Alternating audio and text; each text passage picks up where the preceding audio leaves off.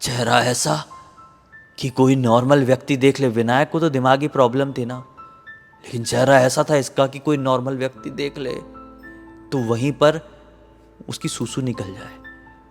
वो औरत इतनी डरावनी दिख रही थी, लिटरली मैं हवा में नहीं बोल रहा हूं। नमस्कार दोस्तों, आज मैं मुंबई के एक ऐसे हॉस्पिटल की कहानी आपके सामने लेकर आ गया हूं जिसका इतिहास इस शर्ट से भी ज़्यादा काला है। ये एक ऐसा हॉस्पिटल है जिसमें आज से कुछ साल पहले एक भयंकर आग लग गई थी, जिसकी चपेट में आकर काफ़ी सारे लोगों की मृत्यु हो गई थी। और इन लोगों में पेशेंट्स, डॉक्टर्स, नर्सेस, हॉस्पिटल के कर्मचारी, हर तरह के लोग शामिल थे। वहाँ पे कुछ ऐसा हुआ, उस हॉस्पिटल ने एक ऐसी रात देखा जिसकी वजह से वो हॉस्पिटल एक भूतिया हॉस्पिटल बन गया। लेकिन वो भूतिया हॉस्पिटल है, इस बात की जानकारी बहुत रेयर लोगों को है। मुंबई के रेयरेस्ट ऑफ द रेयर लोगों को है, और जिनको पता है वो चाहकर भी उस हॉस्पिटल में कदम नहीं रखते हैं। चाहकर भी इसलिए कह रहा हूँ क्योंकि वो हॉस्पिटल मुंबई का एक बहुत ही प्रसिद्ध हॉस्पिटल है। बहुत ही प्रसिद्ध, बहुत ही बड़ा, लेकिन इतिहास में उतना ही ज़्यादा डार्क। उस हॉस्पिटल में एक विनायक नाम का आदमी काम किया करता था। सीधा साधा, साधारण सा, लेकिन ये थोड़ा सा अलग था बाकी सारे लोगों से। विनायक इस हॉस्पिटल से बाहर नहीं निकलता था। ऐसा नहीं कि बिल्कुल ही बाहर कदम नहीं रख रहा है, नहीं, आता जाता था, लेकिन वो वहीं पर रहा करता था। रहना, खाना, सोना, काम करना, सब कुछ इसी हॉस्पिटल में। क्योंकि विनायक को याद नहीं था उसके परिवार वाले कहाँ रहते हैं। पता नहीं क्यों उसको याद नहीं था। हॉस्पिटल में भी जितने कर्मचारी थे विनायक का बड़ा ध्यान रखा करते थे। विनायक की उम्र 55 साल के आसपास की रही होगी, और दिखने में वो काफ़ी ज़्यादा बूढ़ा हो गया था क्योंकि उसने ज़्यादा बाहर की दुनिया नहीं देखा था। रीज़न ये था कि वो बाहर की दुनिया से थोड़ा सा डरता था। देखो, बात ये थी कि एक एक्सीडेंट हो गया था, जिस एक्सीडेंट में उसके दिमाग में एक गहरी चोट लग गई थी, जिसके चक्कर में उसके बिहेवियर में एक अजीबोगरीब बदलाव आ गया था कि वो ज़्यादा लोगों को फेस करने से घबराने लगा था और सबसे कटा कटा रहना पसंद करता था। लोनलीनेस उसको पसंद आने लगा था। और होता है, फियर ऑफ बहुत सारे लोगों से मिलना, ये भी एक तरह का कोई फोबिया होता है। तो वो इसको हो गया था दिमाग में चोट लगने की वजह से। तो विनायक झाड़ू पोछे का काम करता, इसी हॉस्पिटल के कमरे में रहता। ऐसा नहीं था कि विनायक अकेला यहाँ पर रहता था, और भी कर्मचारी थे जो इसी हॉस्पिटल में रहा करते थे। बहुत सारे ऐसे हाउस हेल्प भी होते हैं जो अपना घर परिवार छोड़कर दूसरे लोगों के घर पर रहते हैं। मेड्स रूम भी बनाते हैं लोग अपने घरों में, बंगलों में, ताकि हमारे मेड यहीं पर रहेंगे, काम करने वाले हाउस हेल्प यहीं पर रहेंगे, और छुट्टियाँ मिलेगी तो वो अपने गाँव घर जाएंगे। ऐसा होता है कि नहीं होता है? तो विनायक और 2-4 कर्मचारियों का भी यही वाला सिस्टम था। बस फ़र्क इतना था कि विनायक का कोई घर परिवार वाला था ही नहीं, और इसलिए वो यहाँ से बाहर नहीं निकलता था बिल्कुल भी। खैर, विनायक की आप समझ गए कैरेक्टराइजेशन, इस हॉस्पिटल के भी सीन समझ गए आप। जिनको पता है वो इस हॉस्पिटल में नहीं जा रहे। साथ ही साथ जो हॉस्पिटल में रहते हैं ये जो कर्मचारी है, उनके लिए एक नियम है। नियम ये कि हॉस्पिटल के टेरेस में एक कमरा है, उस कमरे के आसपास गलती से भी नहीं जाना है। उस कमरे को हमेशा बंद रखना है। वहाँ पे कोई साफ़ सफाई नहीं होगी, वहाँ से कोई चीज़ निकाली नहीं जाएगी, वहाँ पर कोई चीज़ रखी नहीं जाएगी, बात ख़त्म। वहाँ पे कमरे में एक ताला लगा हुआ था जिसकी चाबी कर्मचारियों के पास ही थी, लेकिन वहाँ पे जाना किसी को भी अलाउड नहीं था। एक त्यौहार आता है रक्षाबंधन का। जितने भी कर्मचारी इस हॉस्पिटल में रुके हुए थे, सभी लोग अपने घर चले जाते हैं, जो रहने वाले, जो यहाँ पर रहा करते थे। लेकिन विनायक नहीं जा पाता है। ये छुट्टियाँ जो थी कर्मचारियों की, जो यहाँ पे दिन रात रहते हैं, वो छुट्टियाँ शायद 3 दिन की थी। और कुछ ऐसे कर्मचारी अभी यहाँ पर आ रहे थे काम करने के लिए, झाड़ू पोछा के काम करने के लिए, जो कि लोकल मुंबई के ही रहने वाले थे, और सुबह आते शाम को चले जाते, ये वाला सीन था। तो विनायक यहाँ पे अकेला रहने वाला था 3 दिन के लिए। एक रात होता है ऐसा है कि अपने कमरे में बैठा हुआ था, 55 साल का व्यक्ति है, और ऐसा मोबाइल वगैरह में भी टाइम पास अभी क्या करेगा, दिमाग में इतनी बड़ी चोट आई थी और दुनिया से कटा कटा हुआ है। तो बस कमरे में बैठा हुआ है, खिड़की खुली और बाहर का नज़ारा देख रहा है। आज एक अजीब सी शांति फैली हुई है।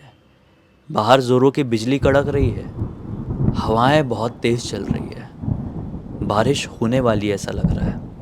खैर, विनायक को हल्की हल्की नींद का झोंका आने लगा। विनायक टॉप फ्लोर में है। विनायक जहाँ है उसके ऊपर छत ही है, ठीक है। तो हल्की हल्की नींद आई रही है कि अचानक से विनायक को कदमों की आवाज़ सुनाई देती है, जैसे कोई चढ़कर ऊपर की तरफ आ रहा है। देखो, हॉस्पिटल का निचला हिस्सा पूरा प्रॉपर हॉस्पिटल है। Ground floor, first floor, second floor, यहाँ तक कि थर्ड फ्लोर भी। फोर्थ फ्लोर ये मेड्स रूम का फ्लोर है पूरी तरीके से। तो इसको आवाज़ आई कि कोई चढ़कर आ रहा है। तो विनायक घबरा गया, क्योंकि ये हॉस्पिटल 24 घंटे वाला हॉस्पिटल नहीं था। ये एक प्राइवेट हॉस्पिटल है, रात में बंद हो जाता है। तो विनायक को अजीब सी घबराहट हुई कि जब हॉस्पिटल पूरी तरीके से बंद है और पूरे हॉस्पिटल में मेरे अलावा कोई भी नहीं है, तो कौन चढ़कर आ रहा है। बात यह है कि इस तरह की आवाज़ विनायक ने पहले भी कई बार सुना था। जैसा कि मैंने आपको बताया था कि विनायक यहाँ पर अकेला रहता था, वो यहाँ से नहीं निकलता था। कोई भी त्यौहार पड़े, कोई भी सिचुएशन पड़े, विनायक का घर ही है हॉस्पिटल। तो ये जब भी वो अकेला होता था, विनायक ये आवाज़ ज़रूर सुनता था। तो बहुत ज़ोर से डर लगा। उसने सोचा कि वो जब भी आवाज़ सुनेगा ना, एक और चीज़, वो भागता था, वो छिपने की कोशिश करता था, क्योंकि अकेले में कोई भी कैसा भी नुकसान विनायक को पहुंचा सकता है। तो विनायक अपने कमरे से निकला और छिपने के लिए इधर उधर जगह ढूंढने लगा कि जो भी है उसको पता होगा कि मैं अपने कमरे में हूँ। अगर वो ऊपर की तरफ आ रहा है तो वो सीधे मेरे कमरे में पहुँचेगा और मुझे नुकसान पहुँचाने की कोशिश करेगा। तो विनायक भागता भागता बाथरूम की तरफ गया, लेकिन ना जाने कैसे बाथरूम के सारे दरवाजे लॉक्ड थे। विनायक ने सोचा, अब क्या करूं? जो भी सीढ़ियां चढ़कर आ रहा है वो अब लगभग मेरे फ्लोर तक आ ही चुका है। विनायक का तुरंत दिमाग काम किया। वो भागता हुआ सबसे टॉप फ्लोर में चले गया। उस टॉप फ्लोर में एक कमरा था, मैंने आपको बताया। उसकी चाबी बदकिस्मती से या किस्मत से कह लो, विनायक की जेब में ही थी। विनायक को तुरंत ही हॉस्पिटल के बाकी कर्मचारियों की आवाज़ें दिमाग में आती है कि चाहे कुछ भी हो जाए, उस हॉस्पिटल के वो कमरे में नहीं जाना है। चले गए तो बहुत बड़ा प्रॉब्लम हो जाएगा, मतलब बहुत बड़ी मुसीबत हो जाएगी। विनायक चाबी निकालता है, वो कदमों की आवाज़ ऊपर आ रही थी। विनायक को घबराहट हो रही थी, क्योंकि विनायक को लग रहा था अब जो भी ऊपर आ रहा है उसको ख़त्म कर देगा।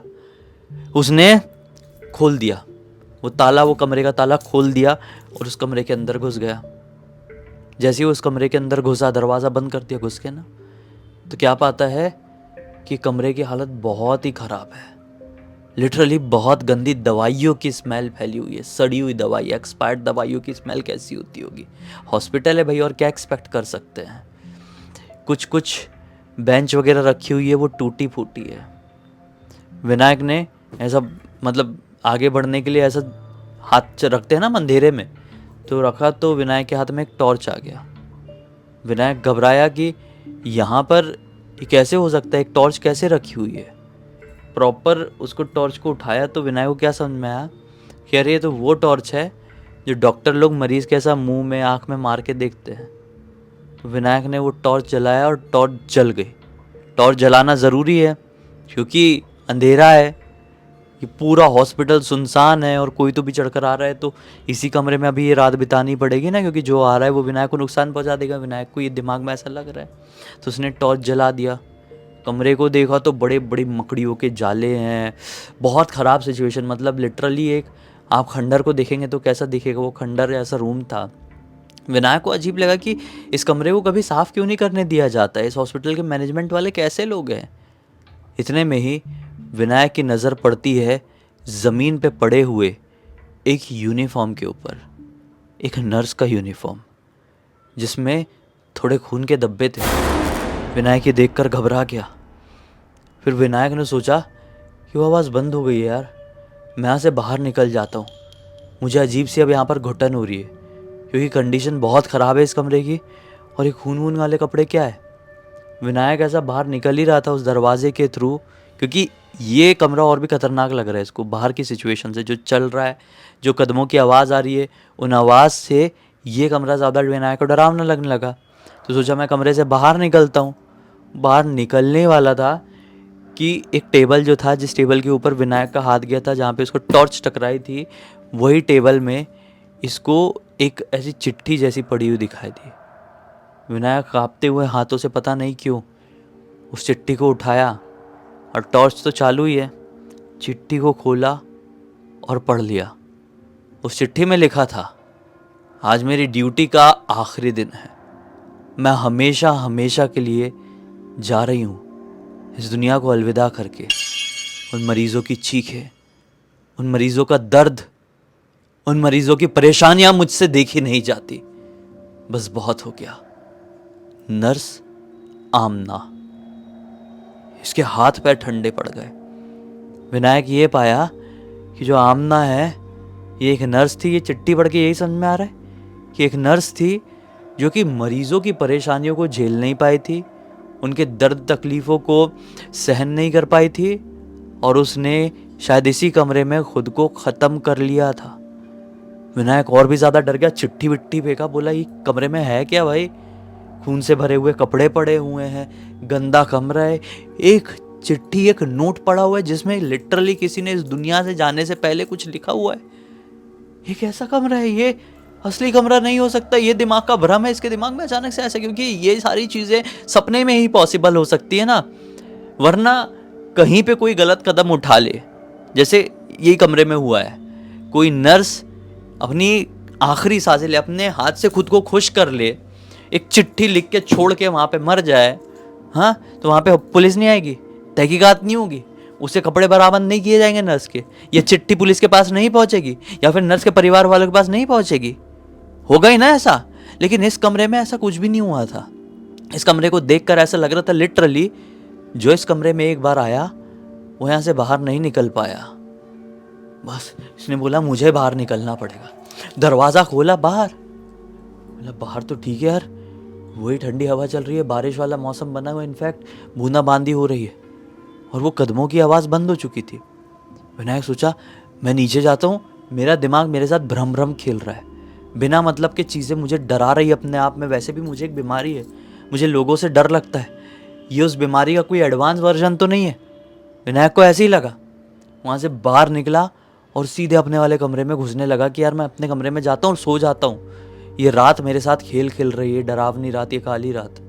वो जैसे अपने कमरे का दरवाज़ा खोला, अंदर घुसते से क्या देखता है कि अंदर विनायक का जो गद्दा लगा रहता था जिसमें वो सोता था, उस गद्दे में एक औरत बैठी हुई है, सेम वही यूनिफॉर्म में जो यूनिफॉर्म ऊपर वाले कमरे में विनायक ने पड़ा हुआ देखा था। उस औरत के हाथ में एक फाइल थी। विनायक कांपने लगा। वो औरत खड़ी हुई और विनायक की तरफ बढ़ने लगी। विनायक को समझ में नहीं आ रहा है कि मुझे अभी भागना है कि क्या करना है, इस औरत से बात करना है कि क्या। वो औरत बिल्कुल इसके पास आ गई, लाल लाल डरावनी आके, चेहरा ऐसा कि कोई नॉर्मल व्यक्ति देख ले। विनायक को तो दिमागी प्रॉब्लम थी ना, लेकिन चेहरा ऐसा था इसका कि कोई नॉर्मल व्यक्ति देख ले तो वहीं पर उसकी सूसू निकल जाए। वो औरत इतनी डरावनी दिख रही थी, लिटरली मैं हवा में नहीं बोल रहा हूं। सबसे ज्यादा डरावना, सबसे ज्यादा भयानक कुछ आप इमेजिन कर सकते हो तो कर लो। उस औरत का चेहरा ऐसा था, समझ लो उसने ना जाने कितने दिनों से कुछ खाया ही नहीं होगी। पूरे गाल अंदर घुसे हुए थे, हड्डियां ऐसी बड़ी बड़ी दिख रही थी। चेहरा ऐसा सफेद जैसे कि खून का एक बूंद भी पूरे शरीर में ना हो। बाल ऐसे उजड़े हुए थे जैसे ना जाने कितने दिनों से कंघी ना लगी हो उसमें। बहुत भयानक औरत दिख रही थी, लेकिन फिर भी नर्स के कॉस्ट्यूम में। वो औरत विनायक के बिल्कुल पास आती है, ये फाइल आगे बढ़ाते हुए कहती है, मुझसे डरने की जरूरत नहीं है, मैं तुम्हारे जैसी ही हूं, तुम्हारी मदद करना चाहती हूं, खुद की तो नहीं कर पाई। ये फाइल एक बार जरूर पढ़ लेना। ये फाइल कांपते हुए हाथों से विनायक ने अपने हाथ में पकड़ा, उसको देखा और वापस से ऊपर मुंह उठाया तो वो औरत गायब। लिटरली इस कमरे में विनायक के अलावा कोई भी नहीं है, कोई भी नहीं। विनायक ने तुरंत, लाइट तो थी, विनायक का कमरा है, लाइट चालू किया, वो फाइल खोल के देखा। क्या पाता है कि सामने की तरफ 5-6 पन्ने थे अलग अलग दवाइयों के प्रिस्क्रिप्शन के। सबसे आखिरी पन्ने में आता है विनायक। देखता है कि एक फॉर्म है जिसमें विनायक की ही फोटो लगी हुई है, विनायक के जवानी की फोटो, नाम भी लिखा हुआ है विनायक शिंदे। विनायक के हाथ कांपने लगते हैं। ये क्या है? उम्र 30 साल। पढ़ता है कि विनायक के साथ क्या है, विनायक के दिमाग में प्रॉब्लम है, विनायक को हेलुसिनेशन होते हैं, ऐसी ऐसी चीजें दिखाई देती है जो कि है नहीं, ऐसी ऐसी चीजें सुनाई देती है जो कोई और नहीं सुन सकता। विनायक को हाई लेवल का स्कीजोफ्रेनिया है। विनायक को समझ में नहीं आता है स्कीजोफ्रेनिया क्या होता है। विनायक फाइल बंद कर देता है और उसका दिमाग फटने लगता है। उसको चीखने चिल्लाने की आवाजें सुनाई देने लगती है। दर्द में लोग रो रहे हैं, आंख बंद कर रहे हैं तो विजुअल्स दिखाई दे रहे हैं, लोग इधर से उधर भाग रहे हैं। आंख की चपेट में कुछ लोग आ रहे हैं जो विनायक को बहुत ज्यादा फैमिलियर दिखाई दे रहे हैं। विनायक जैसे तैसे करके भगवान का नाम लेते हुए खुद को शांत करता है और इस रात को बस ऐसे ही काट देता है। अगला दिन निकलता है। हॉस्पिटल के कर्मचारी आते हैं जो रोज आते थे। जैसा मैंने बताया, विनायक की रिस्पेक्ट करते थे, विनायक से अच्छे से बात करते थे, विनायक का ख्याल रखते थे। एक नर्स आती है, विनायक उसको सबसे पहले पकड़ता है। मैडम, मुझे ये फाइल मिली है, आप सच सच बताइए, मैं कौन हूं, मेरे साथ क्या हुआ था? मैं ये फाइल देखकर पहचान क्यों नहीं पा रहा हूं कि ये मेरी ही फाइल है, लेकिन ये मैं ही हूं, ये मेरी जवानी की फोटो है। सच सच बताइए मैडम जी, क्या हुआ था, आप जानती है तो? विनायक का किस्सा हॉस्पिटल का लगभग हर एक कर्मचारी जानता था, लेकिन शायद विनायक नहीं। अब नर्स विनायक को कुछ ऐसा बताती है जिसे सुनकर विनायक का दिमाग हिल गया। पहले से तो थोड़ी सी प्रॉब्लम थी दिमाग में, लेकिन और भी ज्यादा खराब हो गया। अब आपका भी हो जाएगा। वो नर्स विनायक से बताती है कि आप इस हॉस्पिटल के कर्मचारी नहीं थे सर, आप तो इनफैक्ट एक साधारण व्यक्ति थे जो कि अपनी पत्नी, अपनी एक 3 साल की बेटी, अपनी माँ और अपने पिता के साथ इस हॉस्पिटल में आए थे अपनी पत्नी की डिलीवरी कराने के लिए, दूसरे बच्चे की डिलीवरी। उस दिन आप लोग बहुत ज्यादा खुश थे। आपकी पत्नी को लेबर पेन हो चुका था और आपकी पत्नी हेल्दी तरीके से प्रेग्नेंट थी। उनको स्पेशल वार्ड दिया गया था। आपके पास बहुत पैसे थे, आप एक अच्छी फैमिली से बिलोंग करते थे। आपकी पत्नी का बच्चा जस्ट हुआ ही था कि हॉस्पिटल के कोने से बहुत जोर से चीखने की आवाज सुनाई दी। जब तक बाहर निकलते तब तक बहुत देर हो चुकी थी। हॉस्पिटल के उस कोने में जो फायर लगी थी वो अब आपके कमरे के सामने आ चुकी थी। बहुत कोशिश करने के बाद भी आपके परिवार वालों को उस कमरे से बाहर नहीं निकाल जा सका। आप बाहर निकले, लेकिन बेहोशी की हालत में। जब वापस से जागे तो आपका दिमाग पहले की तरह नहीं था, आपका बिहेवियर पहले की तरह नहीं था, आपको कुछ भी याद नहीं था। आप बस एक ही चीज चिल्ला रहे थे, अपनी पत्नी का नाम।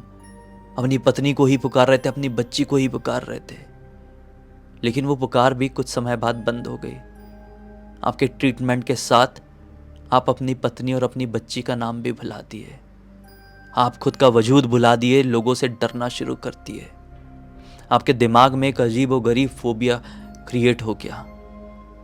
ये हॉस्पिटल जिनका है, जिन सर का है, जो अपने जो मेन चीफ है सर, उन्होंने कहे कि ये आदमी अब जी नहीं पाएगा बाहर जाएगा तो। हम डॉक्टर हैं, हमारा ये फ़र्ज़ बनता है कि हम इस आदमी को हमारे अस्पताल में ही रख लें। अब क्या कर सकते हैं, बेचारे से काम कराएं ताकि वो एक अपनी नई ज़िंदगी नए सिरे से शुरू कर सके। आप तब से यहाँ पर हॉस्पिटल में झाड़ू पोछे का काम कर रहे हैं सर, क्योंकि आप चाहकर भी यहाँ से नहीं निकल सकते। आपके साथ कुछ ऐसा हुआ था। विनायक ने कहा कि अब तुमने जो मुझे बताई हो, उसके बाद सुनने के बाद भी मैं यहाँ से बाहर नहीं निकला, तो मेरा पैदा होने का मतलब नहीं, मेरे इंसान बनने का मतलब नहीं। मुझे निकलना पड़ेगा। क्या कोई है जो मुझे जानता हो? नर्स बोलती बिल्कुल है, उनका कांटेक्ट भी हमारे पास। विनायक के भाई को फ़ोन लगाया गया। विनायक के छोटे भाई विजय। उनको सब कुछ बताया गया कि विनायक जी के सामने बात आ चुकी है, ये वो। विजय जी की फैमिली आई और विनायक जी को यहाँ से लेकर गए। विनायक जी जब विजय जी के घर पर गए तो शुरू शुरू में बहुत डरते रहे, बहुत घबराहट रही। लेकिन समय, कहते हैं ना, हर तरह के घाव भर देता है। समय ने विनायक जी के दिमाग में लगे हुए इतने बड़े घाव को भी भर दिया और अब विनायक जी अपनी ज़िंदगी एक नॉर्मल तरीके से जी रहे हैं। इस पूरी घटना की जानकारी मुझे विनायक जी के भाई विजय जी की बेटी अवंतिका ने इंस्टाग्राम पर लिखकर भेजी, जो कि अभी मुंबई के कुर्ला इलाके में रहते हैं। मैंने ये पढ़ा तो मैंने बोला ये कहानी दुनिया के सामने आना चाहिए। भले ही ये थोड़ी बड़ी बन जाए, थोड़ी कंफ्यूजिंग बन जाए, लेकिन जो कोई भी सुनेगा उसे पता चलेगा कि क्या पता ज़िंदगी आज जैसे जी रहे हैं हम, कल वैसी ना हो। आज पता नहीं, हमारी लाइफ में हमको ऐसा लग रहा है कि हम कुछ नहीं उखाड़ पा रहे हैं। कल सब कुछ बदल जाए, कल सब कुछ अच्छा हो जाए, सब कुछ आसान हो जाए, जैसे विनायक जी की ज़िंदगी में हुआ। इसी एक नोट के साथ इस कहानी का अंत करते हैं। इस कहानी में एक भूत किसी की मदद करने आया था, एक नर्स का भूत। ज़रा सोचिए, अगर आप सही, आपने किसी के साथ कुछ नहीं किया ना, तो भूत प्रेत शैतान पिशाच कोई आपका नुकसान नहीं पहुंचाएगा। इंसान के साथ जो कुछ भी होता है उसके कर्मों के अनुसार ही होता है। अब तक इस वीडियो को देख लेते तो लाइक ज़रूर कर देना, चैनल को सब्सक्राइब करके बेल आइकन के ऑल के ऑप्शन में क्लिक करना, और इंस्टाग्राम की लिंक इस वीडियो के डिस्क्रिप्शन बॉक्स में मिल जाएगी। आपके साथ भी ऐसी कोई घटना, जानकारी या फिर कहानी है तो लिख भेजना। हो सकता है मेरा अगला वीडियो कल आपके हिसाब से बन रहा हो। तो चलिए कल फिर से मिलते हैं, तब तक के लिए बहुत बहुत धन्यवाद। आपका दिन शुभ हो।